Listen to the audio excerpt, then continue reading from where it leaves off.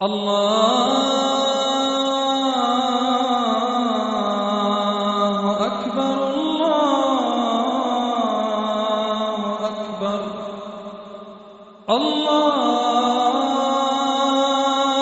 أكبر الله أكبر.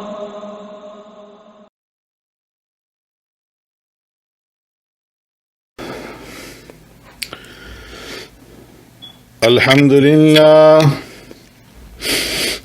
لله وكفى والصلاة والسلام على سيد الرسل وخاتم الأنبياء أما بعد فأعوذ بالله من الشيطان الرجيم بسم الله الرحمن الرحيم يا بني آدم خذوا زينتكم عند كل مسجد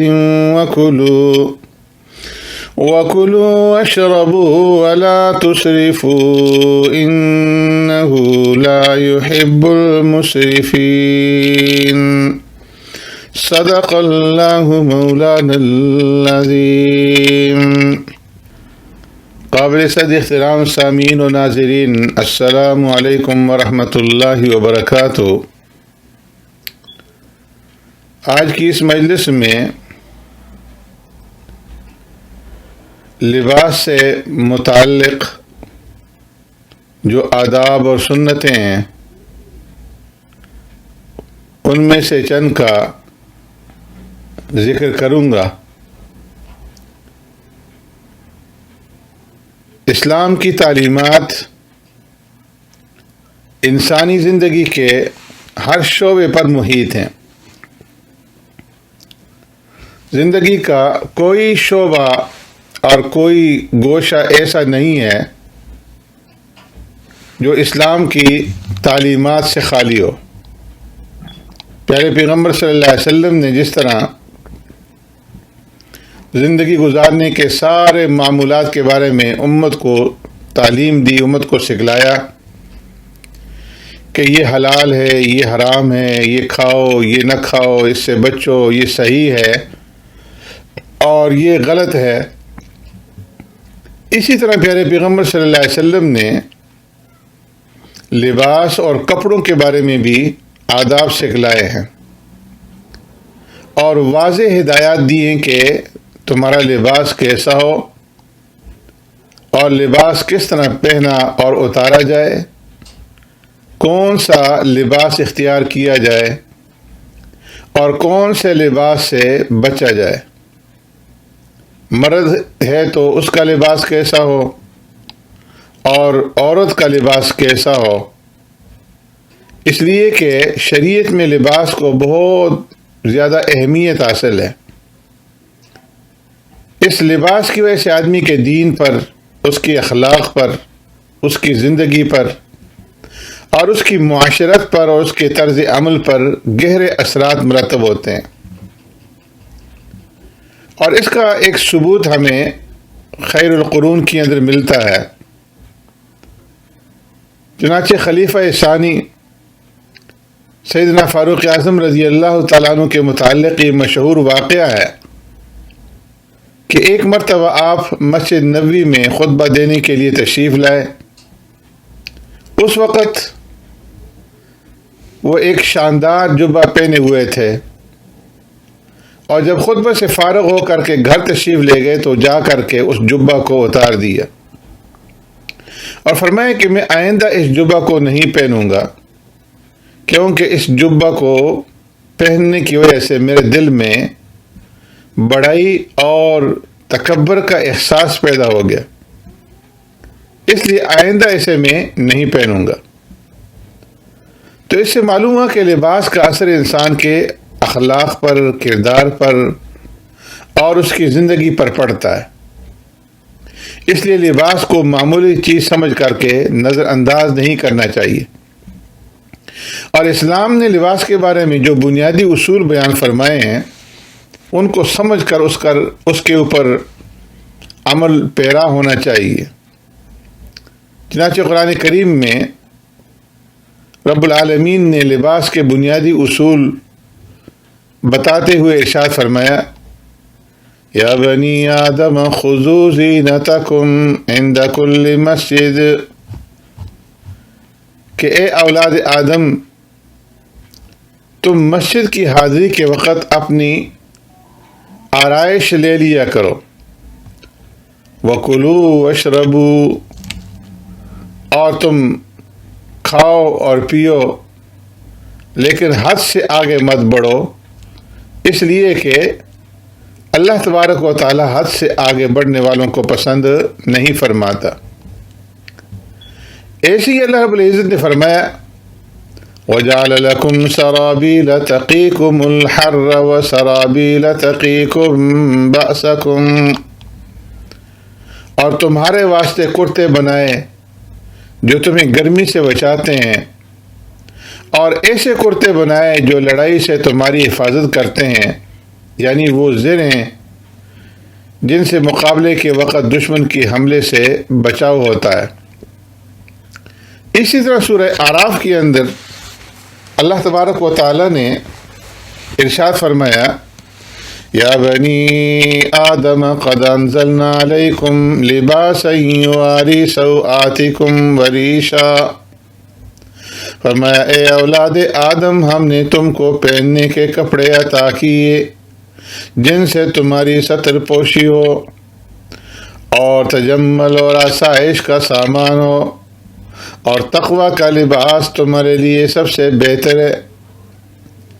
اس سے معلوم ہوا کہ ستر پوشی اور لباس انسان کی فطری خواہش اور پیدائشی ضرورت ہے، جو اول دن سے اس کے ساتھ ہے، اور ستر چھپانے کے لیے مختصر سا لباس کافی ہوتا ہے، مگر اللہ رب العزت فرماتے ہیں کہ ہم نے اس سے زیادہ لباس تمہیں عطا فرمایا تاکہ تم اس کے ذریعے سے زینت اور جمال حاصل کر سکو۔ اس لیے ہر لباس کو اللہ تبارک و تعالیٰ کا خاص عطیہ سمجھتے ہوئے اس کا شکر بجا لاتے ہوئے تعلیمات نبی صلی اللہ علیہ وسلم کے مطابق استعمال میں لانا چاہیے، تاکہ ہمارا لباس پہننا بھی رب العالمین کی رضامندی اور اس کی خوشنودی کے حصول کا ذریعہ بن جائے۔ لباس کے متعلق کسی خاص وضع اور تراش کی شریعت نے پابندی نہیں لگائی، البتہ لباس کی حدود مقرر کی ہیں کہ ان حدود سے تجاوز نہیں ہونا چاہیے۔ اس لیے جو لباس ان شرعی حدود کے اندر ہوگا وہ شرعی لباس کہلائے گا، اور جو ان حدود سے تجاوز کر جائے گا وہ شرعی لباس نہیں کہلائے گا، بلکہ وہ خلاف شرعی لباس کہلائے گا۔ وہ حدود کیا ہیں؟ فرمائیں کہ لباس اتنا باریک اور اتنا تنگ اور چست نہ ہو کہ جب انسان اسے پہنے تو اعضاء کی جو ساحت ہے اور شیب اور فراز ہیں وہ نظر آنے لگیں اس لباس کی اندر، جسم کی جو ہیئت ہے، اعضاء کی جو ہیئت اور ساحت ہے وہ نظر آنے لگے۔ ایسے ہی اپنی حیثیت اور وسائل کے مطابق ہو، اس کے اندر افراط اور تفریط نہ ہو۔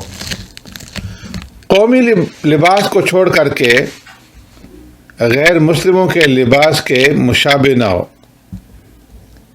مرد شلوار، تہبند اور پائجامہ وغیرہ جب پہنے تو اتنا نیچا نہ پہنے کہ ٹخنے یا ٹخنوں کا کچھ حصہ اس کے اندر چھپ جائے۔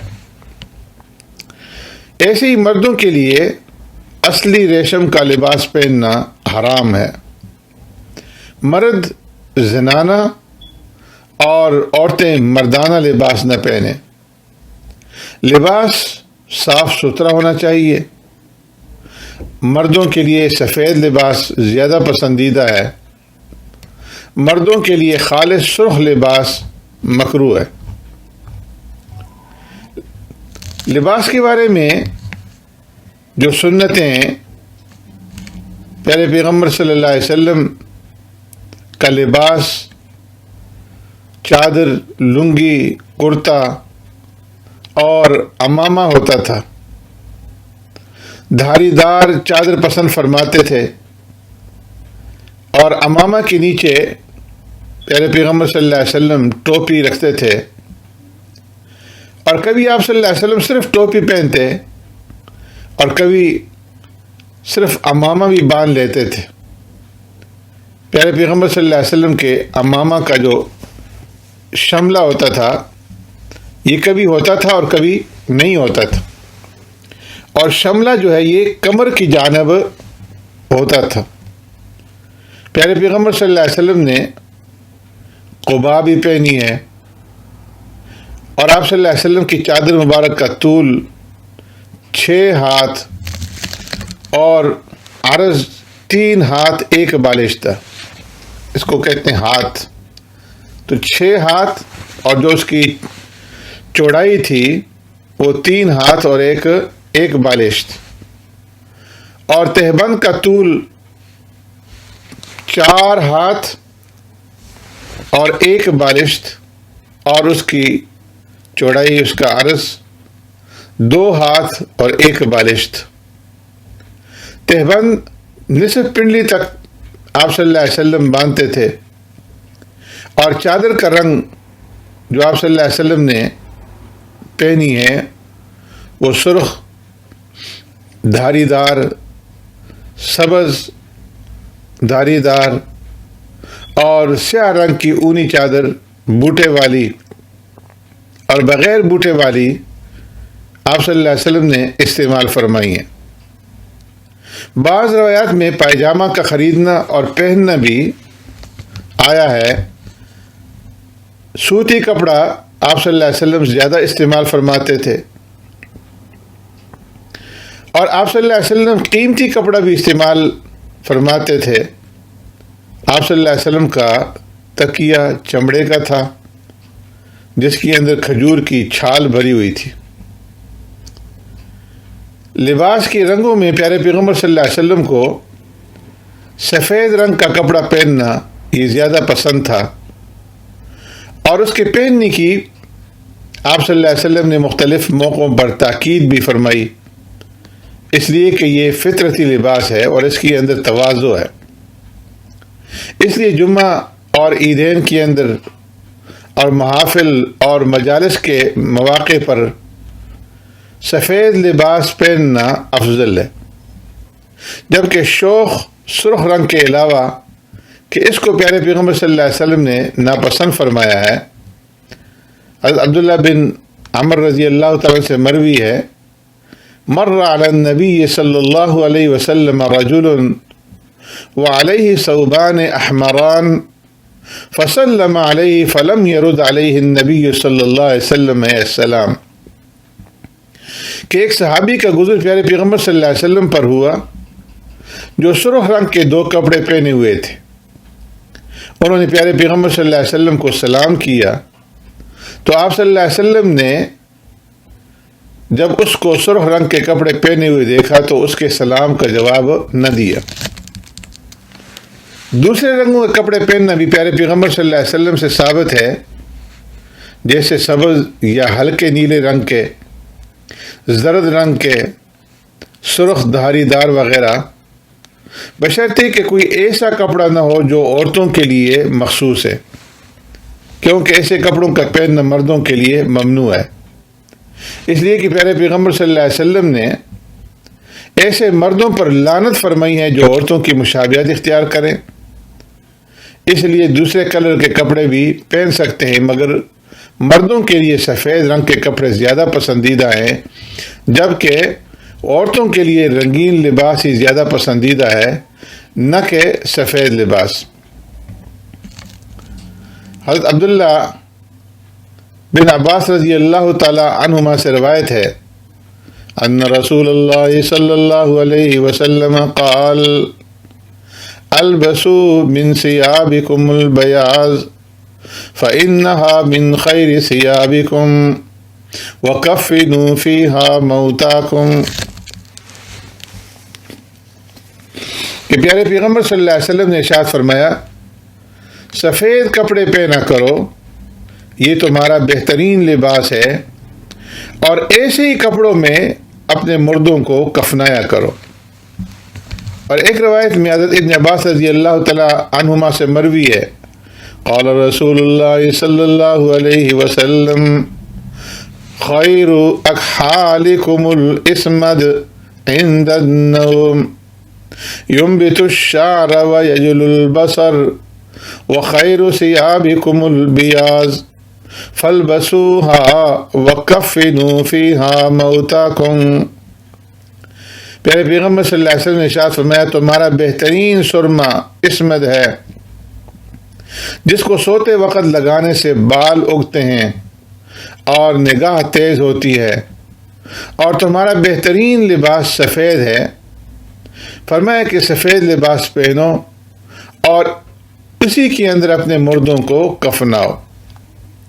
ایسے ہی ابو دردہ رضی اللہ تعالیٰ عنہ فرماتے ہیں کہ پیارے پیغمبر صلی اللہ علیہ وسلم نے ارشاد فرمایا ان احسن ما زرتم اللہ فی قبورکم ومساجدکم البیاض، فرمایا سب سے بہتر لباس جس میں تم اللہ تعالیٰ سے قبروں میں یا مساجد میں ملاقات کرو گے وہ سفید لباس ہے، یعنی قبروں کے اندر جب انسان کو دفنایا جاتا ہے تو وہ کفن کے اندر جو سفید کلر کا ہوتا ہے، اور اسی طریقے سے فرمایا کہ جب تم اللہ سے ملنے کے لیے یعنی اللہ کی عبادت کرنے کے لیے مسجد کے اندر جاؤ تو سفید لباس پہن کر کے جاؤ، کہ یہ سب سے بہترین لباس ہے۔ اسی طرح حضرت سمرہ بن جندب رضی اللہ تعالیٰ عنہ روایت فرماتے ہیں کہ آقا نامدار سرور کائنات رحمت دو عالم صلی اللہ علیہ وسلم نے ارشاد فرمایا البسوا الثياب البيض فإنها أطهر وأطيب وكفنوا فيها موتاكم، فرمایا سفید کپڑے پہنا کرو، یہ زیادہ پاک، صاف اور نفیس ہوتے ہیں، اور ایسے ہی کپڑوں میں مردوں کو کفنایا کرو۔ حضرت سعد ابن ابی وقاص رضی اللہ تعالی عنہ فرماتے ہیں رأیت بشمال النبی صلی اللہ علیہ وسلم وبیمینہ رجلین علیہما ثیاب بیض یوم احد ما رأیتہما قبل ولا بعد، فرمایا میں نے غزوہ احد کے دن پیارے پیغمبر صلی اللہ علیہ وسلم کے دائیں بائیں سفید کپڑوں میں ملبوس دو ایسے اشخاص کو دیکھا جنہیں نہ تو میں نے پہلے کبھی دیکھا تھا اور نہ اس کے بعد۔ یہ حضرت جبرائیل صلوات والسلام اور حضرت میکائیل صلوات والسلام تھے جو غزوہ احد میں پیارے پیغمبر صلی اللہ علیہ وسلم کی حفاظت کے لیے آئے تھے، جو سفید لباس کے اندر ملبوس تھے۔ اسی طرح ایک اور حدیث میں حضرت عبداللہ بن عباس رضی اللہ تعالیٰ عنہ روایت فرماتے ہیں کہ پیارے پیغمبر صلی اللہ علیہ وسلم نے ارشاد فرمایا اللہ رب العزت نے جنت کو سفید بنایا ہے اور اسے سفید رنگ پسند ہے۔ ام المؤمنین حضرت ام سلمہ رضی اللہ تعالی عنہا فرماتی ہیں کان احب الثياب الى رسول اللہ صلی اللہ علیہ وسلم القمیص، کہ پیارے پیغمبر صلی اللہ علیہ وسلم کو تمام لباس میں سب سے زیادہ پسندیدہ کرتا تھا۔ تو کرتا پہننا یہ بھی مسنون ہے کہ پیارے پیغمبر صلی اللہ علیہ وسلم لباس میں کرتے کو زیادہ پسند فرماتے تھے، اس لیے کہ اس میں سطر پوشی زیادہ ہوتی ہے اور سلائی کی وجہ سے بدن کو گھیرے ہوئے ہوتا ہے، بدن پر ہلکا ہوتا ہے، اور اس میں تواضع اور عاجزی کے ساتھ ساتھ زینت اور خوبصورتی بھی ہوتی ہے۔ پیارے پیغمبر صلی اللہ علیہ وسلم کے کرتے کی آستینیں ہاتھوں کے پونچوں تک ہوتی تھیں، اور کرتے کا گلا، کرتے کا جو گریبان ہے وہ سینے کی طرف ہوتا تھا، اور وہ تکمہ دار گھنڈی والا یعنی بٹن والا ہوتا تھا، اور اتنا فراخ، اتنا کھلا ہوا کہ کھلے ہوئے ہونے کے وقت ایک صحابی نے ہاتھ ڈال کر کے پیارے پیغمبر صلی اللہ علیہ وسلم کی پشت کی جانب مہر نبوت کو برکت کے لیے چھو لیا تھا۔ ام المؤمنین سیدہ طاہرہ حضرت عائشہ صدیقہ رضی اللہ تعالیٰ عنہ فرماتی ہیں کہ پیارے پیغمبر صلی اللہ علیہ وسلم دنیا سے تشریف لے گئے اور آپ صلی اللہ علیہ وسلم کے پاس سوتی کرتا تھا۔ علامہ ابن قیم رحمۃ اللہ تعالی علیہ فرماتے ہیں کہ پیارے پیغمبر صلی اللہ علیہ وسلم نے زیادہ تر سوت کے بنے ہوئے کپڑوں کو استعمال فرمایا ہے۔ پیارے پیغمبر صلی اللہ علیہ وسلم کے کرتے کی جو مسنون لمبائی تھی وہ کتنی تھی؟ فرمایا کہ پیارے پیغمبر صلی اللہ علیہ وسلم کا کرتا ٹخنوں سے اوپر نصف پنڈلی تک ہوتا تھا۔ حضرت انس رضی اللہ تعالیٰ سے مروی ہے، کان لرسول اللہ صلی اللہ علیہ وسلم قمیص قطنی قصیر الطول قصیر الکمین۔ فرمایا پیارے پیغمبر صلی اللہ علیہ وسلم کی قمیص سوتی تھی جو کم لمبی تھی اور اس کی آستینیں چھوٹی تھیں۔ حضرت عبداللہ بن عباس رضی اللہ تعالیٰ عنہ بیان فرماتے ہیں کہ پیارے پیغمبر صلی اللہ علیہ وسلم کا کرتا نہ زیادہ لمبا تھا اور نہ ہی اس کی آستینیں زیادہ لمبی ہوتی تھیں۔ ایسے ہی لباس کے اندر پیارے پیغمبر صلی اللہ علیہ وسلم نے جبہ کو بھی زیب تن فرمایا ہے، جس کے بارے میں متعدد روایات موجود ہیں۔ چنانچہ حضرت عمر فاروق رضی اللہ تعالیٰ عنہ فرماتے ہیں، رأیت رسول اللہ صلی اللہ علیہ وسلم یتوضأ وعلیہ جبۃ شامیۃ ضیقۃ الکمین، کہ میں نے پیارے پیغمبر صلی اللہ علیہ وسلم کو وضو کرتے ہوئے دیکھا۔ آپ صلی اللہ علیہ وسلم شامی جبہ زیب تن کیے ہوئے تھے جس کی آستینیں تنگ تھی۔ حضرت سہل بن سعد رضی اللہ تعالیٰ سے مروی ہے، خیطت لرسول اللہ صلی اللہ علیہ وسلم جبۃ من صوف انمار فلبسها فما أوجب بثوب ما أوجب به فجعل يمسه بيده هكذا ويقول انظروا ما أحسنها وفي القوم أعرابي فقال يا رسول الله هبها لي فخلعها فدفعها في يده۔ فرمایا پیارے پیغمبر صلی اللہ علیہ وسلم کے لیے صوف انمار کا جبہ سیا گیا، یعنی اونی جبہ جسے عرب کے بدو لوگ پہنا کرتے تھے۔ آپ صلی اللہ علیہ وسلم اسے پہنے ہوئے تھے۔ آپ صلی اللہ علیہ وسلم کو یہ جبہ بڑا اچھا معلوم ہوا، اس پر ہاتھ پھیر کر فرمانے لگے، دیکھو کتنا اچھا ہے۔ فرمایا ایک بدو بھی مجلس میں موجود تھا، اس نے عرض کیا، اللہ کے رسول یہ مجھے دے دیجیے۔ تو پیارے پیغمبر صلی اللہ علیہ وسلم نے اس جبے کو اتار کر کے اس کے ہاتھ میں دے دیے۔ حضرت عبادہ بن ثابت رضی اللہ تعالیٰ عنہ سے مروی ہے، صلی بنا رسول اللہ صلی اللہ علیہ وسلم مرتن فی جبۃ من صوف رومیۃ ضیقۃ الکمین، کہ ایک مرتبہ پیارے پیغمبر صلی اللہ علیہ وسلم تشریف لائے اور آپ صلی اللہ علیہ وسلم پر صوف کا یعنی اونی جبہ تھا جس کی آستینیں چھوٹی تھیں۔ آپ صلی اللہ علیہ وسلم نے اسی میں ہمیں نماز پڑھائی۔ ایسی مغیرہ بن شعبہ رضی اللہ تعالیٰ عنہ روایت فرماتے ہیں، ان رسول اللہ صلی اللہ علیہ وسلم لبس جبۃ رومیۃ ضیقۃ الکمین۔ ہمیں پیارے پیغمبر صلی اللہ علیہ وسلم نے ایک مرتبہ رومی جبہ پہنا جس کی آستینیں تنگ تھی۔ ایسے ہی پیارے پیغمبر صلی اللہ علیہ وسلم نے لباس میں ازار اور تہبند کا بھی استعمال فرمایا ہے، اور یہ بے سلی لنگی ہوتی تھی۔ پیارے پیغمبر صلی اللہ علیہ وسلم کا معمول لنگی باندھنے اور چادر اوڑھنے کا تھا، اور پیارے پیغمبر صلی اللہ علیہ وسلم کی لنگی 4 ہاتھ اور 1 بالشت لمبی اور 2 ہاتھ چوڑی ہوتی تھی۔ چنانچہ حضرت ابو بردہ رضی اللہ تعالیٰ عنہ فرماتے ہیں، اخرجت الینا عائشہ رضی اللہ تعالیٰ عنہ کساء ملبدا وازارا غلیظا فقالت قبض الروح رسول اللہ صلی اللہ علیہ وسلم فی ہذین. فرمایا ام المؤمنین سیدہ طاہرہ حضرت عائشہ صدیقہ رضی اللہ تعالیٰ عنہ نے ایک پیبند لگی دوہری چادر اور موٹی تہبند دکھلائی اور کہا کہ اللہ کے رسول صلی اللہ علیہ وسلم کا وصال انہی دو کپڑوں میں ہوا. ابو امامہ رضی اللہ تعالیٰ عنہ فرماتے کہ میں نے پیارے پیغمبر صلی اللہ علیہ وسلم سے عرض کیا کہ اہل کتاب لنگی نہیں باندھتے بلکہ پاجامہ پہنتے ہیں.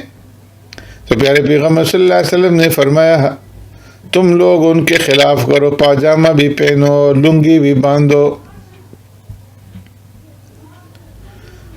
تہبند اور لنگی باندھنے کی مقدار مشروع جو ہے وہ نصف پنڈلی ہے، نصف ساق تک سنت ہے اور ٹخنوں تک جائز. چنانچہ حضرت عمرو بن شعیب رضی اللہ تعالیٰ عنہ اپنے دادا سے روایت کرتے ہیں کہ پیارے پیغمبر صلی اللہ علیہ وسلم نے ارشاد فرمایا اللہ کے حضور میں حضرات ملائکہ نصف پنڈلی تک تہبند باندھے رہتے ہیں، تم بھی اسی طرح باندھو. حضرت ابو سعید خدری رضی اللہ تعالیٰ عنہ فرماتے ہیں سمعت رسول اللہ صلی اللہ علیہ وسلم یقول ازارۃ المؤمن الی نصف ساقیہ لا جناح علیہ فیما بینہ وبین الکعبین ما اسفل من ذلک ففی النار قال ذلک ثلاث مرات. فرمایا پیارے پیغمبر صلی اللہ علیہ وسلم نے ارشاد فرمایا مومن کا تہبند نصف پنڈلی تک ہونا چاہیے، پنڈلی اور ٹخنوں کے درمیان بھی ہو تو کوئی حرج نہیں. اور فرمایا جو اس سے نیچے ہوگا تو وہ دوزخ کی آگ میں ہوگا. اور یہ بات پیارے پیغمبر صلی اللہ علیہ وسلم نے 3 مرتبہ دہرائی. حضرت سلمہ بن اکوع رضی اللہ تعالیٰ عنہ فرماتے ہیں کہ حضرت عثمان غنی رضی اللہ تعالیٰ عنہ لنگی نصف پنڈلی تک پہنا کرتے تھے اور فرماتے تھے ہاکذا یعتذر صاحبنا الی نصف ساقی. یہی حیت میرے آقا حضور صلی اللہ علیہ وسلم کی لنگی کی تھی.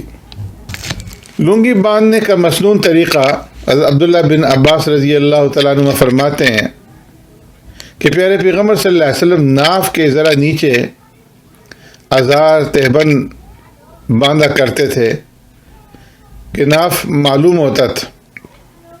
حضرت اکرمہ رضی اللہ تعالیٰ عنہ فرماتے ہیں رأیت ابن عباس رضی اللہ عنہما یعتذر فیضع خاشیۃ ازارہ من مقدمۃ علی ظہر قدمہ ویرفع مؤخرہ فقلت ما هذه الازرا فقال رأیت رسول اللہ صلی اللہ علیہ وسلم یعتذرها.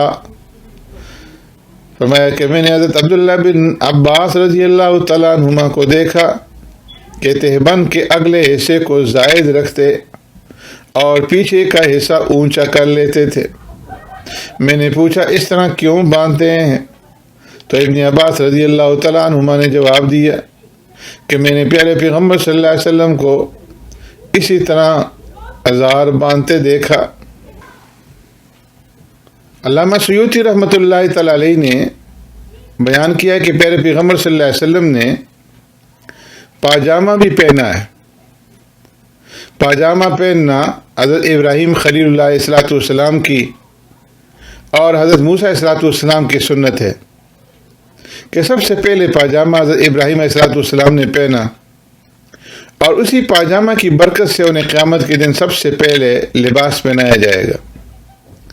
اور پیارے پیغمبر صلی اللہ علیہ وسلم نے بھی اسے پسند فرمایا ہے. اور منا کے میدان میں پیارے پیغمبر صلی اللہ علیہ وسلم کا خریدنا بھی کتب صحاح سے ثابت ہے. اور محقق یہ کہ پیارے پیغمبر صلی اللہ علیہ وسلم کے پاس پاجامہ موجود تھا اور وصال کے بعد ترکہ میں بھی تھا. اس لیے علامہ عینی رحمۃ اللہ تعالی علیہ نے پاجامہ پہننے کو مستحب قرار دیا ہے. حضرت سوید بن قیس رضی اللہ تعالیٰ عنہ سے مروی ہے کہ ہم منا میں تھے، فأتانا رسول اللہ صلی اللہ علیہ وسلم فاشترى سراویلا وسم بزان یزن بالعجر فقال اذا وزنت فرجح. میں پیارے پیغمبر صلی اللہ علیہ وسلم تشریف لائے اور ہم سے پاجامہ خریدا، اور فرمایا وہاں پر وزن کرنے والے لوگ بھی موجود تھے جن کے پاس ترازو تھا جس سے وہ پیسے لے کر وزن کرتے تھے. تو پیارے پیغمبر صلی اللہ علیہ وسلم نے ان سے فرمایا جب تم تولو تو ذرا جھکتا تولا کرو. حضرت علی رضی اللہ تعالیٰ عنہ سے مرفوعاً مروی ہے کہ پیارے پیغمبر صلی اللہ علیہ وسلم نے ارشاد فرمایا پاجامہ پہنو، یہ تمہارے لباس میں زیادہ ستر کے لائق ہے، اور عورتوں کو بھی پہناؤ جب وہ باہر نکلیں. اسی طرح کی ایک روایت حضرت ابو ہریرہ رضی اللہ تعالیٰ سے مروی ہے کہ میں پیارے پیغمبر صلی اللہ علیہ وسلم کے ساتھ ایک دن بازار گیا اور پیارے پیغمبر صلی اللہ علیہ وسلم نے ایک کپڑا فروش سے 4 درہم میں آپ صلی اللہ علیہ وسلم نے اس کپڑا فروش سے ایک پاجامہ خریدا. لباس سے متعلقہ جو دیگر آداب اور سنتیں اور جو پیارے پیغمبر صلی اللہ علیہ وسلم نے لباس پہنے ہیں اس کے متعلق انشاءاللہ اگلی مجلس میں پھر گفتگو ہوگی. سبحانک اللہم و بحمدک نشہد ان لا الہ الا انت نستغفرک و نتوب الیک.